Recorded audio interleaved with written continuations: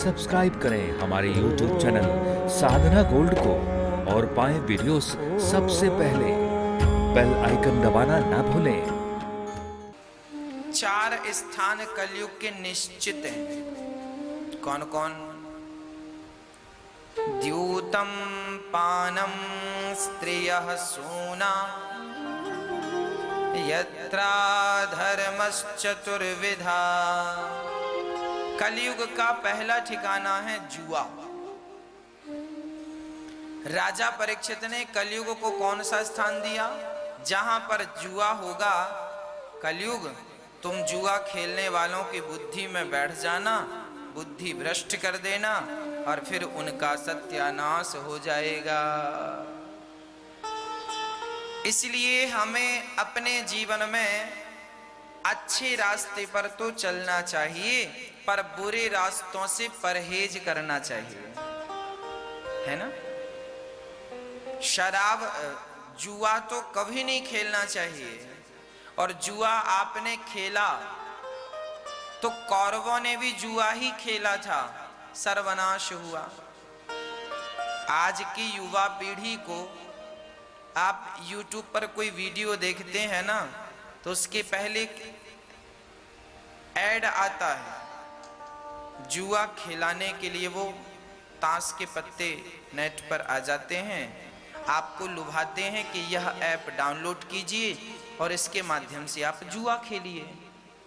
Direct वो पैसा भी अकाउंट में भेजने की बात करते हैं। मतलब कुल मिला के आज भारत के लोगों को घर बैठे जुआ खेलने की लत लगा रहे हैं लोग। मतलब बुराई, पहले तो बुराई घर के बाहर हुआ करती थी, आज तो ये सिस्टम हो गया है कि आपके जेब के अंदर जो मोबाइल है वही बुराइयां खुद ब खुद चलकर आ जाती हैं। तो जुआ यदि कोई कैसे भी खेले, ताश के पत्तों से जुआ खेले, शकुनी मामा ने पासों से जुआ खेला, या फिर आप अपने मोबाइल के माध्यम से जुआ खेलें, ताश खेलें, ये सब जुआ ही है। और जुआ जो खेलता है उसकी बुद्धि में कलयुग सवार हो ही जाता है। कलयुग का पहला स्थान जुआ। दूसरा स्थान द्यूतम पानम। पानम बोले तो शराब। अभी आपने देखा होगा इस लॉकडाउन में सारी दुकानें बंद थीं, पर शराब बंद नहीं थी। पिछले लॉकडाउन में तो शराब बंद थी, इस लॉकडाउन में शराब खुली थी। अर्थ क्या निकला? शराब लोग पी रहे हैं, लोगों को यह नहीं पता कि शराब पीना कितना नुकसानदायक है। शराब पीने वाला व्यक्ति शराब का आदी हो जाता है।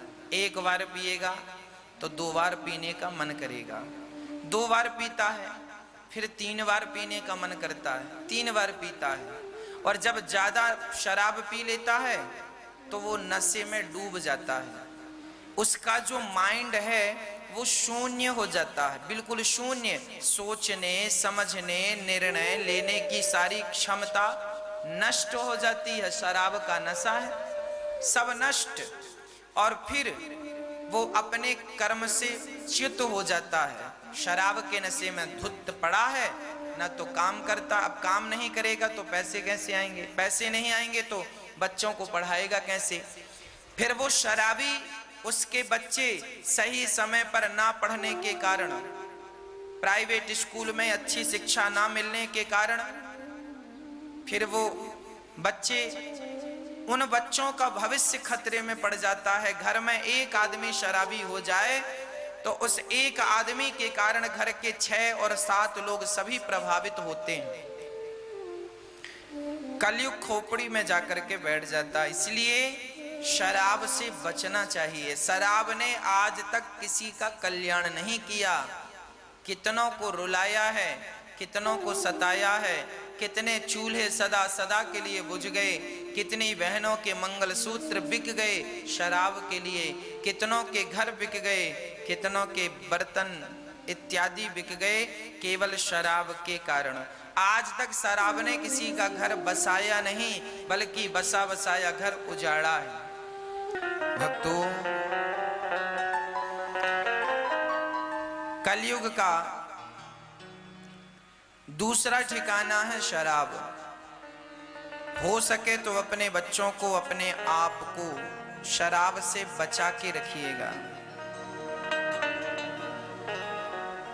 द्यूतम पानम स्त्रिया। कलयुग का तीसरा स्थान है चरित्रहीनता। रावण चरित्र से, रावण ने पराई नारी का स्पर्श किया। रावण इंद्र को जीत चुका था, रावण नागलोक को जीत चुका था, रावण सबको जीत चुका था, पर अपनी इच्छाओं से, अपनी काम वासना से हार गया। और जब हारा तो गली गली पुतले जलाए जा रहे। सबसे जीत गया पर इच्छाओं से, अपनी वासनाओं से हार गया। कितनी बड़ी विडंबना है ना।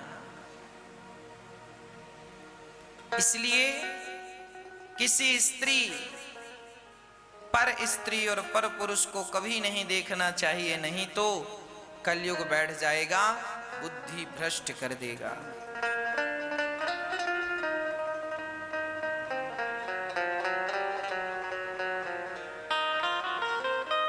भक्तों, कलयुग का चौथा स्थान है मांस। आप लोग अंडा तो नहीं खाते, मुर्गी, मछली। आजकल टीवी में ऐड आता है, संडे हो या मंडे खूब खाओ अंडे। अब देखो, अंडे का प्रचार कर रहे हैं टीवी में। पता नहीं भारत के संस्कार कहां चले गए। शराब का प्रचार टीवी में हो रहा है, जुआ का प्रचार हो रहा है, अंडे का प्रचार हो रहा है। अब बचा ही क्या? इससे ज्यादा और सत्यानाश क्या करोगे? अंडे का प्रचार करने की क्या जरूरत है साहब? प्रचार करना ही है तो गन्ने के जूस का प्रचार कीजिए। यदि गन्ने का जूस, उसके फायदे यदि टीवी पे बताए जाएं और लोग गन्ने का जूस पिए, शिकंजी पिए, तो गन्ने का किसान कभी फांसी लगा के नहीं मरेगा। उसका रस ही लोग पिएंगे तो उसका पैसा उसे मिलेगा, उसका परिवार पलेगा। अंडा, मुर्गी का बच्चा ही तो अंडा है। ना खाओगे ना तो उससे एक बच्चा निकलेगा। मतलब आप किसी के बच्चे को खा रहे हैं, क्या यही हमारे संस्कार हैं? क्या ये सही है? यदि दाल चावल सब्जी रोटी भोजन ना है हो हमारे पास और फिर हम अंडा मुर्गी खाएं तो बात समझ में भी आती है, चलो इनके पास ऑप्शन नहीं। पर हम सबके पास तो ऑप्शन है। हमारे भारत में तो अन्न बहुत होता है, भगवान की कृपा है, अब कोई भूखा नहीं रहता। दाल चावल सब्जी रोटी तो बहुत है। तो भगवान को भोग लगाकर, तुलसी पत्र डालकर जो भगवान खाएं वही हमें खाना चाहिए।